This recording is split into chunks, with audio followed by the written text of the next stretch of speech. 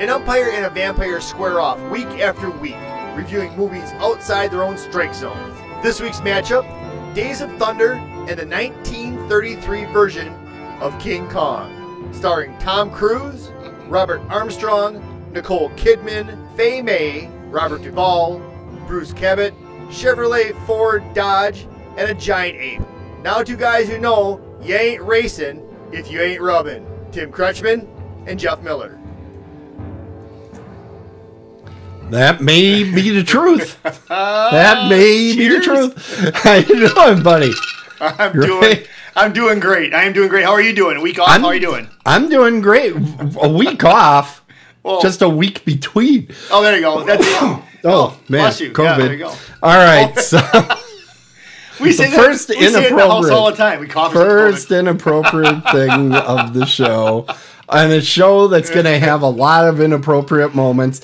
We're going to try for 30 minutes. No, it's not going to happen. We can spend 30 minutes on Faye, May, or Ray, whatever. Okay, we're going to start the show. Because otherwise absolutely. We're not going to get going here. Where are you getting to 30 minutes? I'm going first. Okay. That's why, because I'm a fast talker. Okay, brother. So they already know. If they don't know, we review a movie each week. I'm the umpire. He's the vampire. I have to watch a horror movie, which I hate doing. He gets to watch fun sports movies, which he loves. And he's got Days of Thunder this week. And I have the 1933 version of King Kong. King Kong. But you're starting this week because I started last week. You owe me so much for this. Do. Okay, I'm starting because you started last time. Absolutely. And I understand sports, so that means I get to go twice in a row now. All right, so here we go. Twice in a row? That's right, brother. Oh, yeah, last week. Okay, I got you. Whatever. I'm going to cheat. This is going to be how I play the game. I'm going to cheat. I'm going to change the scores, all sorts of stuff. It's about to happen. Jeff, I watched Days of Thunder. You're welcome. And it's not a terrible movie. No, it's pretty good. It's pretty good. Okay, now here's some of the things. I consider this part of the arrogant Tom Cruise trilogy, which includes Top Gun, Days of Thunder, and Cocktail. Okay? They were made... Top Gun was 86, Cocktail was 88, and Days of Thunder was 1990. You know which other one you could also throw in there? What? Right in between all those is also The Color of Money. The Color of Money came out at the same time Top Gun. You know, Color of Money... Yep. He's got the same... Actually, you know what? I'm going to diagram that in here. Thank you. It might be a quadrilogy. Because here's the thing. Here's the thing. Okay? Now, listen to some of the things I lined up. Sure. In Top Gun... The main villain is Val Kilmer, but at the end, they're kind of okay with each other. Yep. Just like Michael Rooker in this movie, or Rowdy, if you want to go that direction. Rowdy Gaines. Then in each movie, he has kind of a father figure, which would be Brian Brown in Cocktail. It was Robert Duvall in this one, and it was Tom Skerritt in Top Gun. They each have kind of, I would call, rock star type of vocations. A fighter pilot and a race car driver. Now, a showy bartender. This is why Cocktail is the least of the three, is because he's a showy bartender. In both Top Gun and Days of Thunder, I know he drives a motorcycle without a helmet. I haven't subjected myself to Cocktail recently. I will have to check if he drives a motorcycle without a helmet. I'm almost positive he does. Two of the movies were directed by Tony Scott, Top Gun and Days of Thunder. Cocktail was directed by Roger Donaldson, and your movie, Color of Money, that was directed by Scorsese. Yep, absolutely. Marty Scorsese. A good movie. One of his more commercial films. They did for the money. And, okay, now look at, in both Top Gun, you have a horrible accident that causes death. Oh, yeah? Goose. And Days of Thunder, spoiler alert. Days of Thunder, there's a horrible accident, and that causes a horrible injury, a career-ending injury. Yeah. And in Cocktail, it may have led to the production of Coyote Ugly, which is just plain horrible. It is. So, it is. you know. But the main character, or his main father figure, he doesn't die in there, so it's kind of... Okay. It kind of all goes together, like you said. Also, the rivals learn to get along in both Top Gun and in Days of Thunder. Wow. And in Cocktail, if you drink enough, everybody gets along. So there you go. There you go. You so, stitched that together very tight. Okay, now, the one thing I have to say about Days of Thunder, if you have 5.1 surround sound, this is the movie to test your sound system with. It is fantastic. The music by Hans Zimmer is very good as well. And I know that the character of Cole Trickle in here, his name is a nod to Dick Trickle, but most people think he's based on Tim Richmond, which you did not know. I didn't. I didn't. It helps to have a brother that's a little bit into the NASCAR. A little bit? Yeah, he told me a lot. That dude is... He's knee-deep in NASCAR. Right. Now, I will say, I think this movie is funnier than Top Gun. There's a good comedic aspect to the film. There's a lot of, the ball-busting stuff that is quite funny, and I enjoy it. I think there was great support work in this movie. You had Dennis Quaid, or not Dennis Quaid, Randy Quaid. Why did I write down Dennis Quaid? Because you didn't want me to feel bad when I screw my stuff up. Thank you, Tim. Yeah. Thank you. I may get that wrong again. But Randy Quaid, this was before he moved to Canada and went nuts. But he did great in this movie. He was great. And John C. Reilly, I think this was before he made all those other movies with Farrell. So a good supporting cast here. And frankly, when I read across the list of the father figures, Brian Brown, Robert Duvall, and Tom Skerritt, I like Tom Skerritt, but Robert Duvall is a fantastic actor. Yeah. And he pretty well, without any effort whatsoever, looking that he put into it, steals every scene he's in. He just steals it. The scene with the stripper, and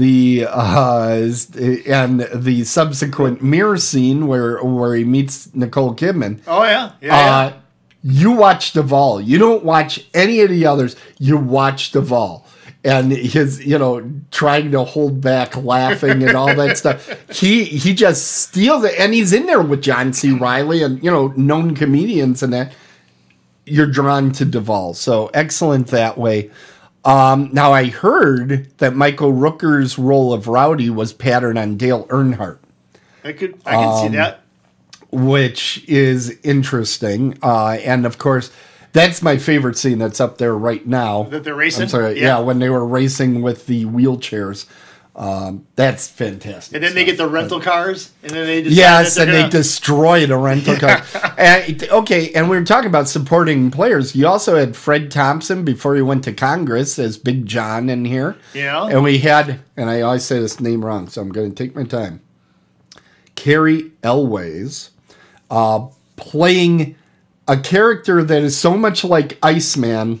Rusty? It's scary. Yes, Rusty. Mm-hmm. That character, they even have the hair the same way. I'm like, why didn't you just hire Val Kilmer? Get it over with. I didn't even think of this. Now that you tied these two together, you're never going to not see that. And I did watch Top Gun about a month ago. So Days of Thunder is Top Gun on the ground.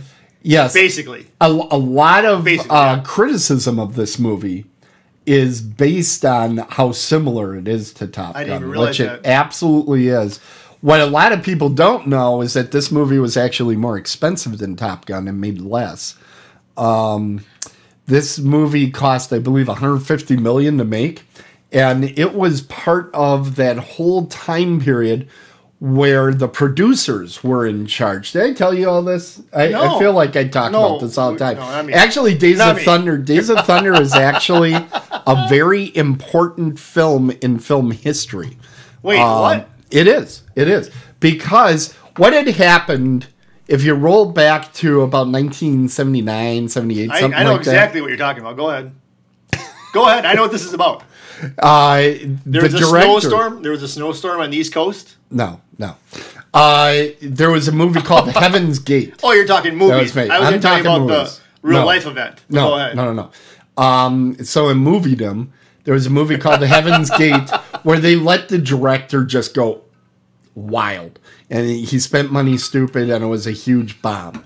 So the movie theater said, hey, we've given the directors way too much power. We're going to give it to the producers. Okay? Uh-huh. So the producers, throughout the 80s, really were running the show. Okay. And the guys that did this, I think it was Bruckheimer, they made this movie, and they spent money like it was going out of style. Like, one of the things they did is wherever they shot it, I think it was in the Carolinas or something, they rented out an entire store, redid it as a nightclub so that they could have the honeys there and dance the nights away with them.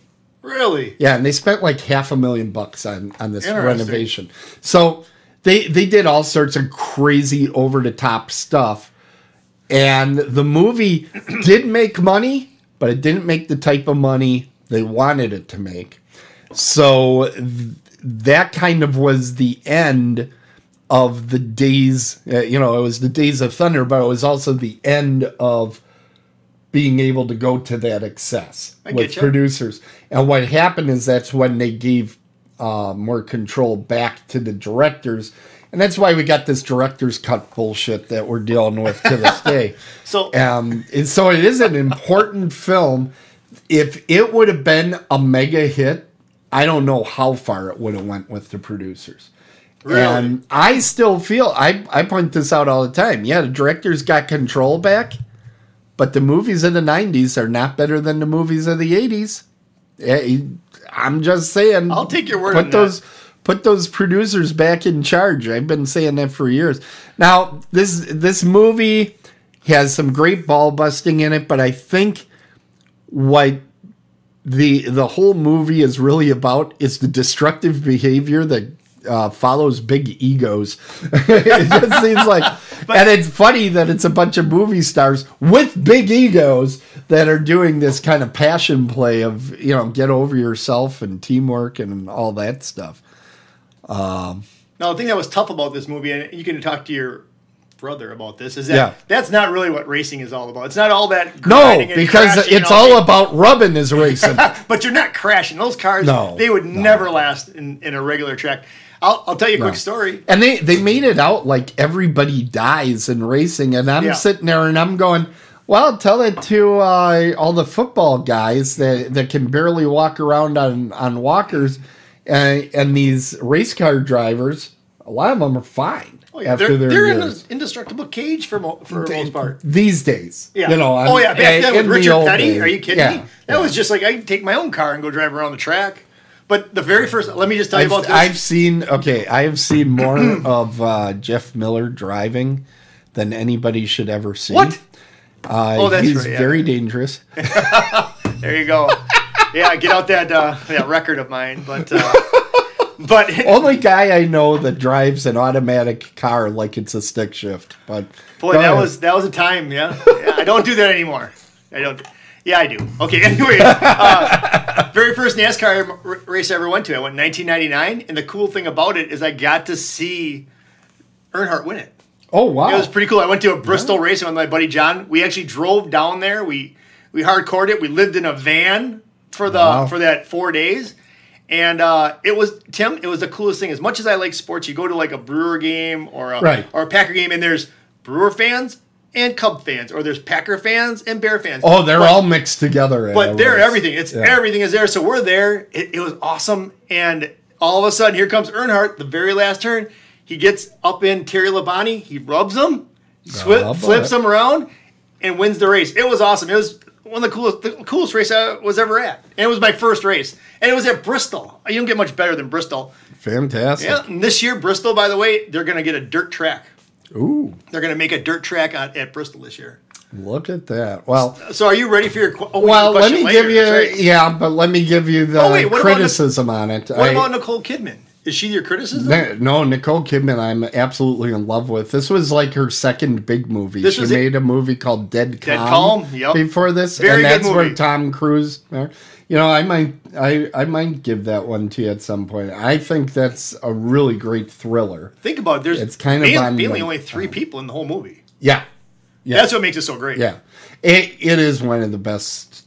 I call that a locked room type of story because it's all you're right there. Could anybody else have played Tom Cruise's part in this? If you would have put someone else in that role, well, who would you have put? Well, it would have to be somebody that was in the 90s. Right. Is there a big name, like a big ego that you'd put in there? Or is he the perfect person for that? I do think he was perfect casting. Mm-hmm. There's no question about that. I felt the script needed help because the second half of the movie is kind of a slog to get through for me. Really? Did you make it, Tim? I made it, but because the first half of the movie is so good. Actually, I watched it with my dad. I brought him over. I was supposed to come over for that. Yeah, and you didn't. Nope. But we watched it in full surround sound Blu-ray, and it was fun. It looked awesome. But yeah, the second half, I'm kind of like, okay, I get it. You're not really into the racing anymore. You're into Nicole Kidman. If I was boffing her, I'd probably be interested in very little else. So, and then I think he started quoting some Scientology at her or something, and I was like, okay, I'm out. Okay. But 2 + 2 × 7. Yeah. It kind of loses me during that, but the first half of the movie is strong. Thank you, Jim. It's really strong. So it's half of a good movie. Okay. So I really enjoyed it. I'd be lying to say I didn't like it. I really liked it. Good. But it does have things that I would be like, I wish they would have tightened it up. As the guys on my other show, they always laugh at me, but I say it. Get in that damn editing bay and cut some of this garbage out, because there were entire scenes where I was like, that could go, that could go, that could go. Did you pick up, or have you heard about the slip up in there? Do you know about that? What slip up? So when Tom Cruise and Nicole Kidman are with Rowdy Gaines and his wife, and they're walking along in North Carolina. Yes. You know about this, don't you? No, but I know his wife, actually. Really? In that scene, but go ahead. So they're walking along the ridge, and his wife, Rowdy Gaines' wife, basically has like 1 or 2 lines in the whole movie, and she looks over to Tom Cruise's character. Instead of calling him Cole, she calls him Tom. Oh God. If you go back, I didn't catch it. But now that you know about it, you will. But she goes, "So Tom, what do you think about this?" And they just keep on rolling. They keep the whole scene going, because I don't know if they they didn't loop it, because later on they could have looped it. They could have done a reverse angle, and you wouldn't see her mouth. And they got a lot of ways of fixing stuff like that. So go back and check that out. So nobody noticed that. Yeah. The person that plays his wife, first of all, before I tell you what movie she was in, will you, without knowing, will you say, yes, Tim, I would love to see that movie someday? I know it's a loaded question, but yes, Tim, I'd love to see that movie someday. Okay, the Texas Chainsaw Massacre No, number 2. No, she's Caroline Williams. She was the final girl in that. See, I met her in Pittsburgh. I like Pittsburgh. I've been to Pittsburgh. Nice. I love Pittsburgh. She is very nice. No, I'm not watching that. Nope. Okay. Nope. That's probably a good call, because I think that would not be good for you. All right, it's time to get ourselves over into Jeff land. Hey, how's it going? Hey, and so hey, since I have the full screen right away, let me just say, Packers win this week. Okay. Bills win this week. Oh, hot take, everybody. Yep. The Bills. Yeah, I don't have any. I know. There we go. I've had a bill once. You had a bill? Yeah. I've got a bunch of bills that just got dropped off at my house again today. Yeah. All right. Well. All right. Tell us, brother. King Kong. Well, should we talk about Faye May first? You were gonna. I was not gonna get on. You know what? I was gonna let it roll. No, I need to be able to sleep tonight. So I write up this open, and I swear to you, when I looked it up this morning, it said Faye May, but now I can clearly see. Were you wearing your glasses? I was, but I can clearly see that it's Faye Ray. Okay. Faye Ray plays Ann Darrow. Faye Ray is a Darrow. Okay, yeah. She's a looker. She's a very She's a looker and a hooker. Yeah, she's not a hooker. She's not. All right, so she's not. No. Okay. She was just down on her luck, stealing an apple. Don't worry. Yeah, she was. She was caught stealing an apple at the beginning. Wait. What movie would that happen in today, right? Right, exactly. An apple and a fruit cart. Yeah. Now, if I saw her steal an apple, you know I am ready for whatever trivia you have set up. You know that I got this movie locked down. But anyways, so 1933 King Kong. I went into this very skeptical, not as a horror movie, because I saw the new one, Jack Black, and then I saw the 76 one with Jeff Bridges. Right. So I know what the premise is. I know what's going on. So I'm like, all right, let's watch this.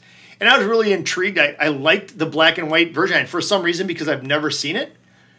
And I don't like the Jack Black version because I don't like Jack Black. So I have to say that the 1976 one is probably going to be my favorite. This is a very close second, so that's 1A and 1B. Okay. And Jack Black is like number 100.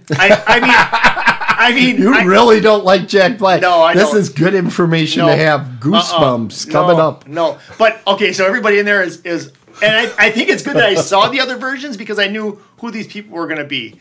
Yeah. The Ann Darrow character I thought was great. Mm-hmm. Carl Denning, the Robert Armstrong played Carl Denning. Right. He was good. I mean, it took me a while to figure out who he was until I figured it out, and then I knew he was supposed to be the other actor. And I really, ladies and gentlemen, I know it's Denham, but I'm not going to tell. What did I say? Denning. Denning, yeah. 3 times. Okay. But okay, nobody's so counting. What about Bruce Cabot? Is that right? Bruce Cabot is correct. But John Driscoll. There we go. Yeah, Driscoll. Driscoll. Well, yeah. Oh, man. Wow. Yeah. So, but I really like... ladies and gentlemen, he's looking at a list. No, I'm not. Do I need to... Should I make that bigger font for you? Yeah, you know. Over there? Make it in... Yeah. So John Driscoll... I'm fucking with this I know. The Bruce Cabot. Bruce Cabot, yeah. I love that character. I think that was my favorite character in the movie. Driscoll? Yes. Yeah. Well, he's the hero. He's the I'm gonna help everybody. He's really not. He's kind of like the swindler guy. He's like conning all these people to do this stuff, and he's like the showman to bring them. Oh no, that's Denham. That's Denham. Is it? Yeah. Denham is the director. Yeah. That's what I like. Robert Armstrong. Okay, I can't see these pictures. I can't make out who those people are. We're gonna work on fonts. So anyways, I'll put that on my list. So let's rewind this. I really like Carl Denham. Yeah. Denham. Okay, I'm going to tell you a little bit about that character, though. But I got to get back into the movie. But tell me a little bit. But I got to get in this movie. Okay, well, because there's a lot of things I got to talk about. The character of Carl Denham is based on Marion Cooper, who was the producer of the film. And my understanding is that character that you see in there is Marion Cooper. That's what he's like. He's like, I'm going to make a big picture. Let's go out into the jungle. He's my favorite. He's the favorite guy in this He's whole cool. movie. I love that character. I thought it was interesting how Captain Englehorn knew the native language when they got to Skull Island. How the heck did he know that? How did he know that native language? Are you kidding me with this? And there are scholars that say every word that comes out of their mouth is absolute gibberish, except for there was like one term. When they say friend, it's the same word both times. Yes, that's the word. Look at that. That's the word. Oh, I have trivia down. You got it down. I have it down. I forget what language it's in, but I have it somewhere. But for that captain to first say, I don't even know what this island is, blah, blah, blah. So he gets there and he knows the language. I'm like, okay. Yeah. All right. But you need somebody to be able to communicate, so he was there. Here's what I have for you, Tim. Did you also notice that he disappears? By the time the monkey is out, he's like, okay, I'm out of here. So he's just gone out of the movie. I really think that set was awesome because they didn't have CGI, so I would love to have been on that set to see how big now, unless I'm way off, they had to have made that life size. That gate and everything was huge, right? I mean, Was that actually built? The gate, I believe they did have a big giant gate. That was amazing. I would love to have been on that set. It was probably made out of styrofoam. I don't care. Plywood or something. But it looked awesome. It looked great. The actual ape, the puppet, about 18 inches. Get out of here. Yeah. In fact, I knew he wasn't gigantic, and we have clips here throughout. If you look at the fur on King Kong, the fur seems to be like moving with a life of its own a lot. It was covered with rabbit fur, and that's actually the fingerprints of the guys manipulating this thing. Wait, Tim, see how the fur on his shoulders was moving and stuff? It's because, and they kept combing it down, but sometimes, you would get back to click the one shot and it would get messed up. If he's only 18 inches tall, why were they running from him? Why don't they just because he's like Chucky. You got to give him credit. So now, how did they do this? How did they do that kind of? This was all stop animation, and they actually pioneered a lot of things in this movie. In fact, this shot that you're seeing right now, you see her in the foreground, and you see the animated character in the background. That was done using rear projection, and that was one of the earliest instances of it. And there are a number of things that people say that the guy that did the special effects, Willis O'Brien, which I know you knew that name too. Oh, yeah. Willis O'Brien pioneered on this thing, and had he patented all this stuff, they would have made even more money than they already did on this thing, which this was a bonkers hit. Let me ask you this. Yeah. Tell me why this is. I'm not trying to be funny, but I'm curious. So you have King Kong. Yes. Yeah, I understand that. He's an ape. You got apes in the jungle. What's the purpose of having the dinosaurs? What was that? There's actually an answer to that. Are you ready for it? I am. The answer is Willis O'Brien got the job to make King Kong based on, he was working on a feature called Creation, and he ran out of money and stopped, but he had a couple test footage of dinosaurs, and Marion Cooper said, "That's great, I want more like that, but I want this monkey in there." So a lot of those sets were made for Creation. Okay. And they're like, "Okay, we got stuff we can use, but I want to make my monkey picture," because he had a dream of a giant monkey going bananas in New York. Okay, gotcha. Bananas, get it? I got it. Yeah, that was a joke. Yeah. Yeah. Okay, gotcha. No, anyways.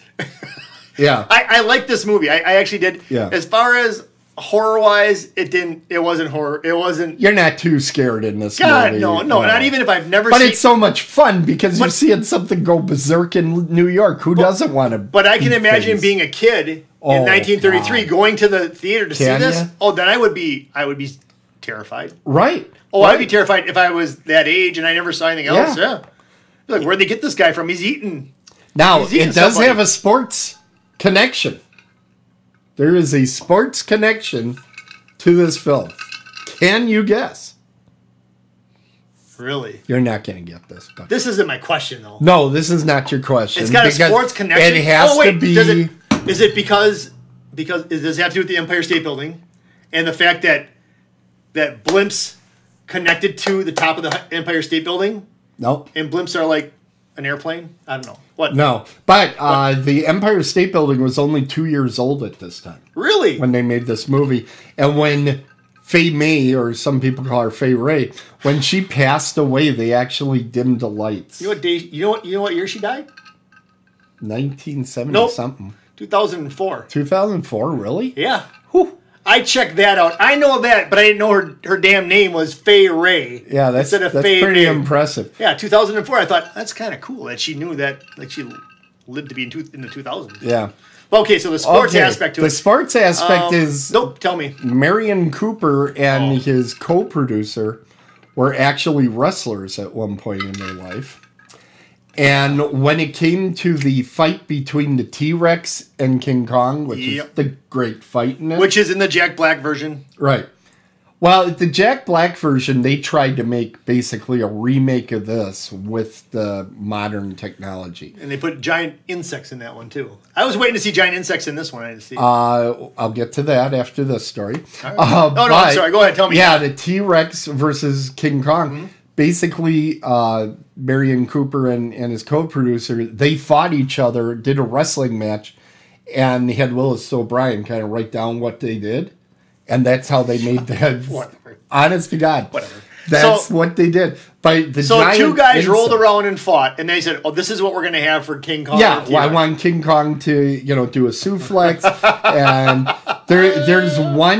there's one move in there. I forget what it's called, but the guy King Kong crawls up on the shoulders. Yes.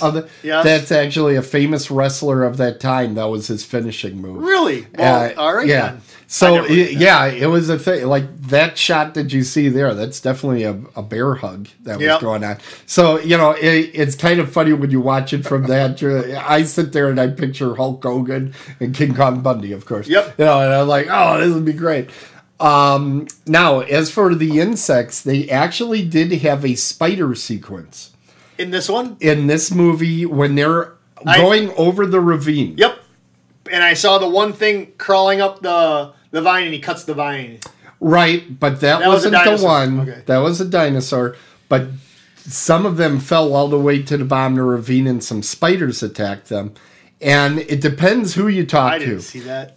Well, they cut it out. Marion Cooper cut it out himself. They did a test screening, and it depends who you talk to. Some people say it was so terrifying that it stopped the movie cold. Really? And kind of ruined it.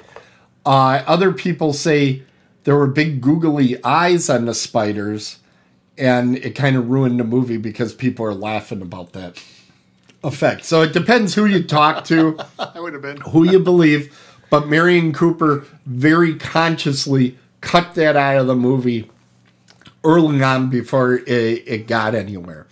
And this movie, over the years, has been cut a lot when it goes on television because it is pre-code. We talked about this before going on the air.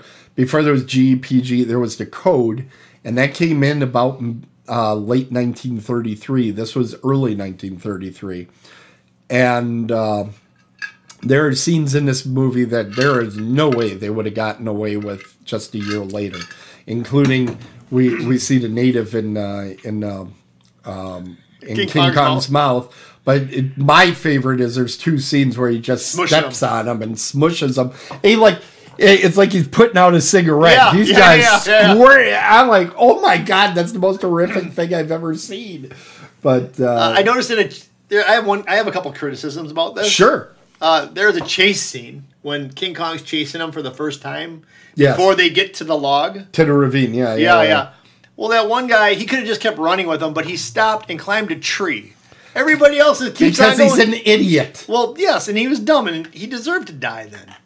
Okay, that was kind of silly on his part, all right? He shouldn't have died. A horror movie is not going to exist if you do not have any stupid people. But that was dumb. I would have kept running. Dumb. I never would have... If anything, I would have ran backward behind him, and he would have saw me. You know what? Come on. You know what? I don't want to predict how I'll react when a 50-foot tall gorilla is coming at me. My guess is I would soil myself and crawl into a fetal position. I would probably be one of those guys that just get... You just can't be the last person. You just got to be... Right. You got to be faster than the other guy. But right. It was great. And then another part that I picked some of this stuff apart, but he's climbing up he's climbing up the Empire State Building. He's climbing up there. Yeah. Or the building before that, one of the two. And it just happens to be the building that Carl Denham and Darrow go in. Right. And then when they see him stick his hand in there, they wait in the room. Go back out the door. He can't go through the door, but they have to have him be able to scoop her up. It's such a great scene, though. That's such a cool scene. If they were sleeping and they didn't know he was coming, it'd be a better scene. If you were laying next to Fay Ray, you wouldn't be sleeping either. Fay May? Yes, that's her. But I did like it. I thoroughly enjoyed the movie. I did. I don't know. I just did. Fantastic. Well, thank you. Hey, are we in overtime? Thank you. Son of a bitch. I bet we are, right? Yeah, we are. There it is. You got your way. How far are we in? We're bad. We're in bad overtime already. All right, let's. Why don't we? I think it's time to do some scoring. You want to do scoring or trivia? Scoring. No, I think we do their scoring for this right now. Hey, where'd I go? What happened to you? I don't know. Okay, hold on. There you are. Technical difficulties. How did that happen? That's impressive. Okay, so I'm going to go ahead. See, this is the thing. Everything is so small on the screen. Maybe you need to have. Yeah. Okay. Maybe you need to have. What is your? Well, what are you going to grade your? Okay, I want to go back and adjust my grading because. Well, first let's do tonight's. So tonight, as much as I enjoyed this movie, I would give it a nice solid 7. A 7. Okay. And I have to rate mine. And this is something we're going to need to Jack Black on. would get like a 3. Just so you know. Yes, he would, that jerk. I'm going to be going with a 6. I'm going to go with a 6 on mine. And the reason I do is that second half. I think had the movie ended with the fiery crash, it probably would have been like a 9. Okay, all right. If I would have at least got the wheelchair rate, it would still be like an 8 or so, making it all the way through the rental car scene. All right. But then it slowly tapers off to a point where I honestly, I didn't like the Val Kilmer character. Oh, I'm sorry, Carrie Elways. I'm sorry, I was not a huge fan. Okay, hey, you know what? It is time.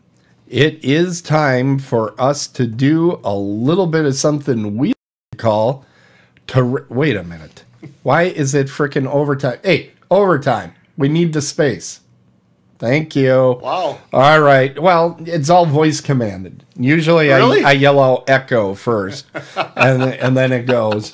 But there are certain things that we can get into, like trivia time! It's trivia time, everybody. Now, Are you excited for trivia time, Jeff? I know I am and our I'm viewers not. aren't. I am and I'm not. I think we need to go over what happened last week. Okay. Last week I think the less said the better, but okay. well, it's all right. But I mean, Yeah. we kind of went off the reservation with questions. I'm hoping You didn't like it I hope you because stayed I in the asked movie. difficult questions. All right, who's going first? Who's going first? You just tell me. I'm going to fail, but go ahead. Shoot. Oh, I get to go first? Yes, you do. Let's see. Was this during the part where you fell asleep during the movie? Or all right, anyways. I didn't fall asleep. So I have a few questions. So who is Tom Cruise, aka Cole Trickle's first sponsor? What is the name of the first sponsor? It isn't Mellow Yellow. That's at the end, Mellow Yellow. Yeah. All right, come on. I want to say it's whatever that dealership that he had, but it wasn't. It was somebody else. Because he's all excited. So-and-so is now our... If I give you the color scheme, will that help you? No. Okay. Yellow and neon green, but that doesn't help you, so. That would be Mellow Yellow. Yeah, but that's not it. Yeah. I really can't tell you. City Chevrolet. It was. Okay. It was. It was the... I thought there was somebody else, though. There is one after that. Who is it after It's pink and black. It's Superflow. Superflow. Okay. So let's just follow it up with, what is Cole Trickle's car number? Oh, shoot.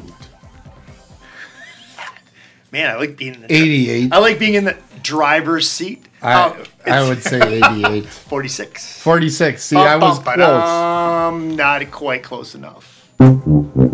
Okay, well, mine's going to be too easy. No, I have one more. Oh, God. I have one more. Because here comes some more wrong answers, you know what? ladies You know and what? gentlemen. This is my We'll call it Tim Says the Wrong Thing. This is my idea of piling on because I know what's coming my way. So here we go. I get one more chance here. So Cole Trickle wins his first race, his first NASCAR race.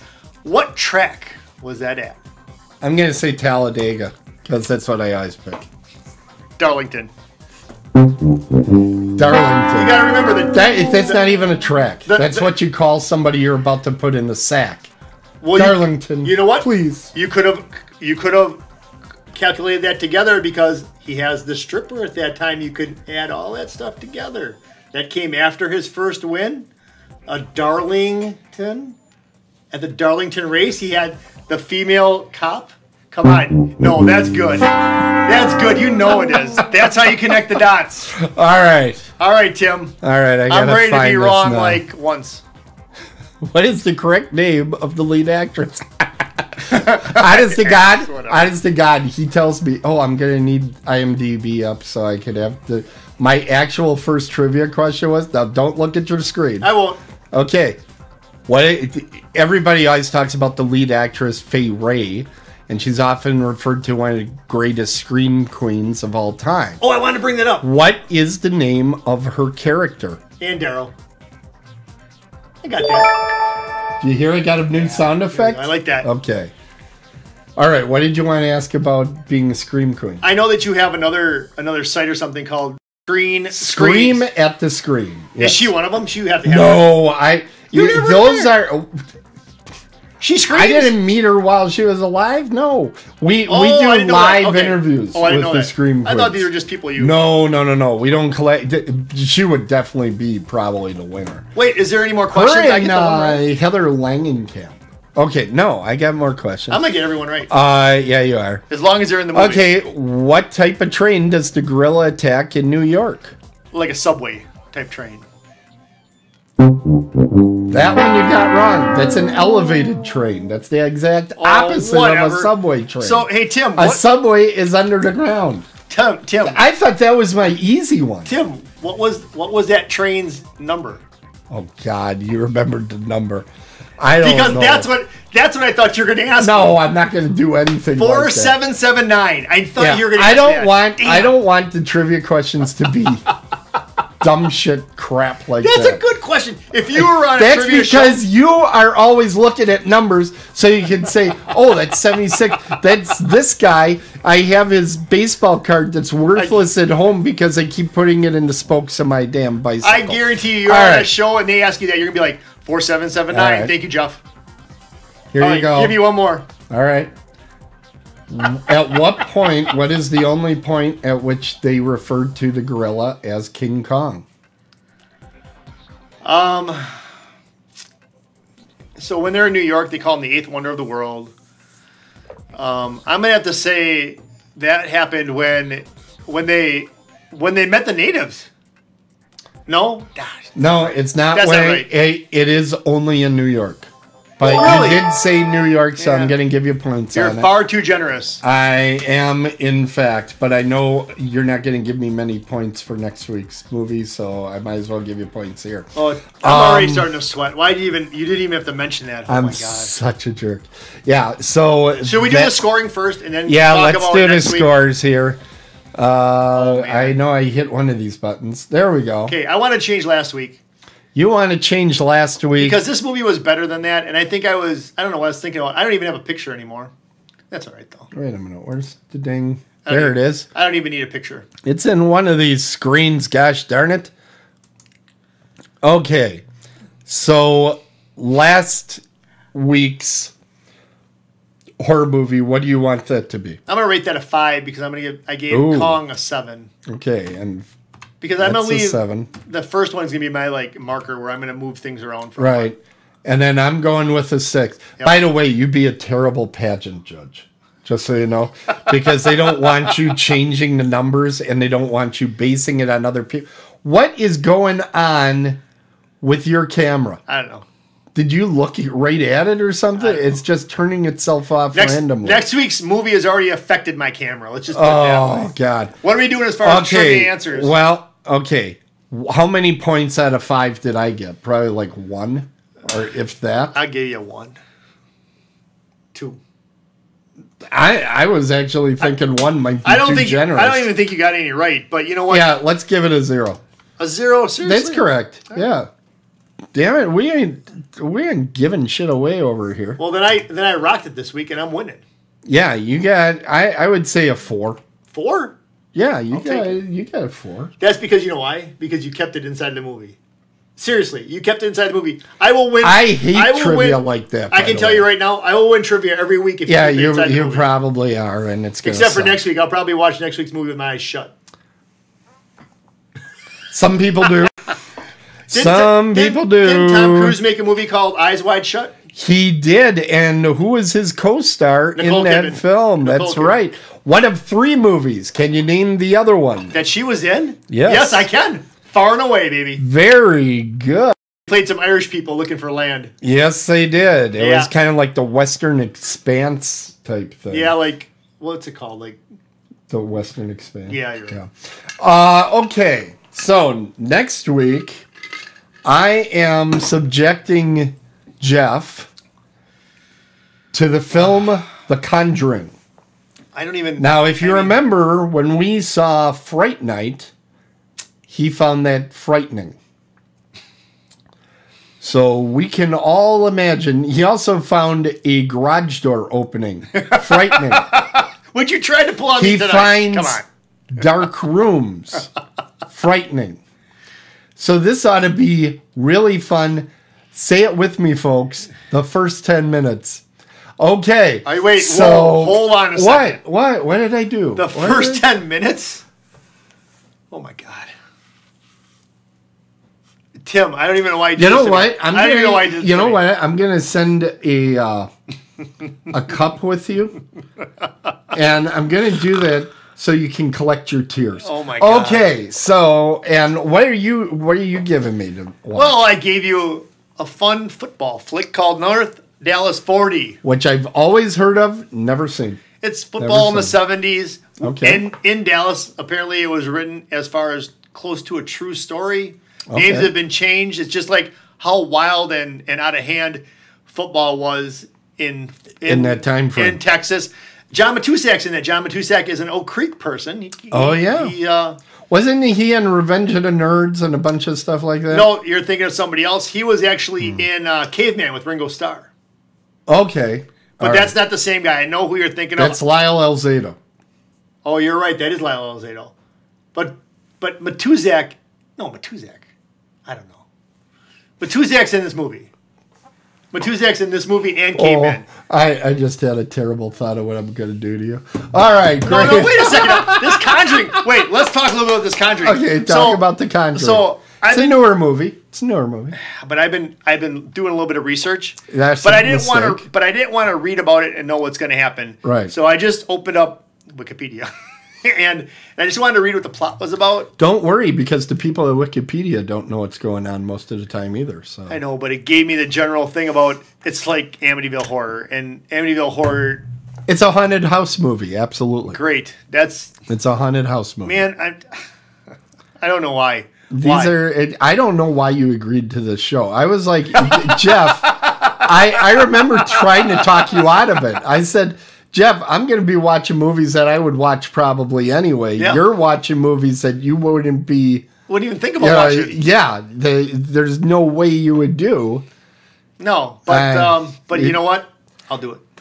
I will say of this season, this is the most frightening movie. So I know, if you make it through, and if you don't make it through, it's an automatic 0. That's what you got. I'm not gonna not make it through a movie. What am I, 6? I'll make it through the movie. I'm a completionist. Ladies and gentlemen, you did not see him pacing in my garage. Tim, I complete everything. I'm a completionist. And I will watch the movie.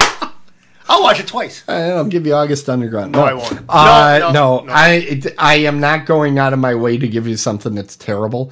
This is a very good movie. A lot of people really enjoy this. Cinematography-wise, I mean, special effects-wise. The special effects are great.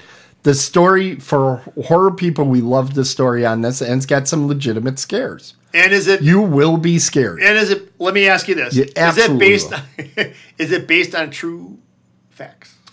I think that is going to be a lot of our discussion.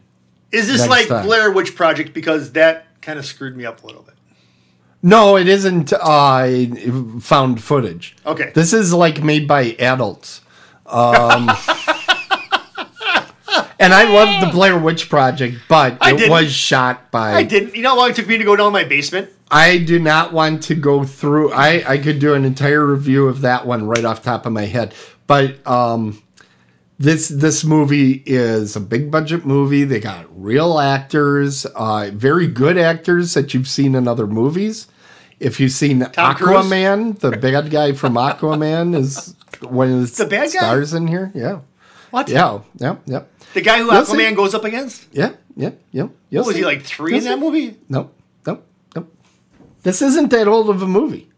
It says 1971. That's when the movie is set, you Neanderthal. Oh. The movie was made like 3, 4, maybe 5 years ago. Does it have a dog in it?